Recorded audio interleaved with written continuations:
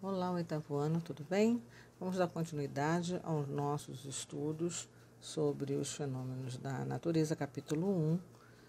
E na aula anterior nós falamos sobre a formação da Terra, falamos sobre a biosfera. Ainda dando continuidade a essas questões, nós sabemos atualmente que aproximadamente 70% da superfície terrestre ela é composta por água e fica dividida entre mares, oceanos, rios, lagos, e que a temperatura do planeta varia numa média, está numa média de 15 graus Celsius. Nós temos também que levar em consideração os agentes transformadores das paisagens no planeta, não é? Porque o planeta, como tudo na vida, está constantemente em transformação. E não é diferente, né? Isso acontece com tudo. Se nós pararmos para olhar o nosso bairro, observem, se nunca fizeram, passem a observar o seu bairro. Você vai ver que durante um tempo vai ter um determinado tipo de comércio, depois ele muda, novos prédios são levantados, são construídos, outros são derrubados e levantados outros, vai havendo uma transformação nas praças, enfim, as pessoas se mudam de um lugar para o outro. De uma forma generalizada, tudo está em constante movimento, nada é estático. E o planeta, ele também está em constante mutação e em transformação, né? Então, as suas paisagens, elas mudam ou por meio de fenômenos naturais e geológicos ou por agentes não naturais, ou seja, o próprio homem se encarrega de fazer essa mudança nas paisagens. Um outro grande exemplo é o bairro do Flamengo, que tem o aterro do Flamengo, que antes não tinha e foi construído, ele foi transformado através da ação do homem. Os homens, eles agem nas paisagens construindo os prédios, né, pontes, túneis, e muitas vezes fazem até com que rios mudem de percurso, né?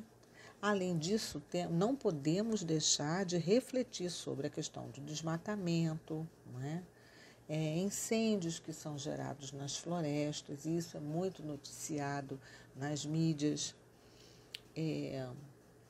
Uma outra questão também, com relação aos fenômenos naturais e geológicos conhecidos, são os movimentos das placas tectônicas, né?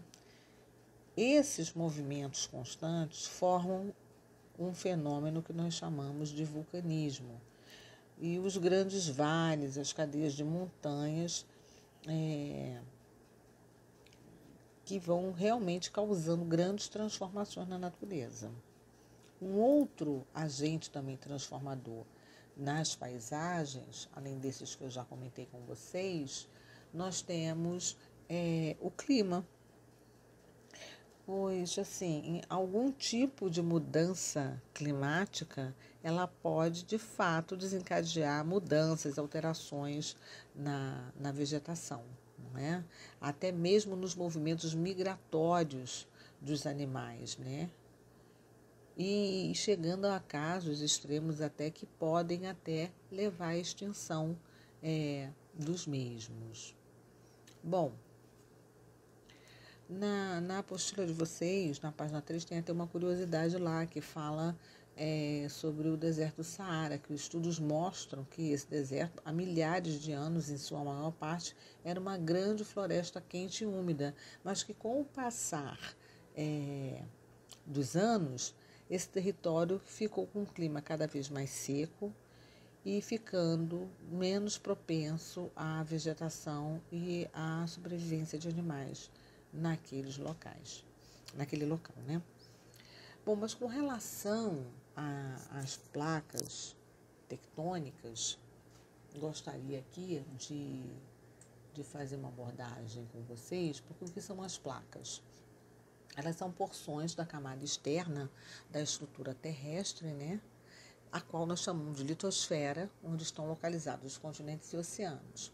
Essas placas tectônicas, elas movem-se sobre a camada inferior mais fluida, que nós chamamos de astenosfera. Então, a camada da superfície terrestre, ela é constituída por 7 principais placas rochosas rígidas que mudam de posição e que se encaixam, na verdade, como um grande quebra-cabeça. A grande questão das placas tectônicas nesses movimentos é que os movimentos eles podem ser convergentes ou divergentes. Qualquer um desses movimentos sempre geram minimamente ou de forma muito intensa algum problema, né? Porque quando elas convergem é quando elas se chocam e quando elas divergem é quando elas se separam.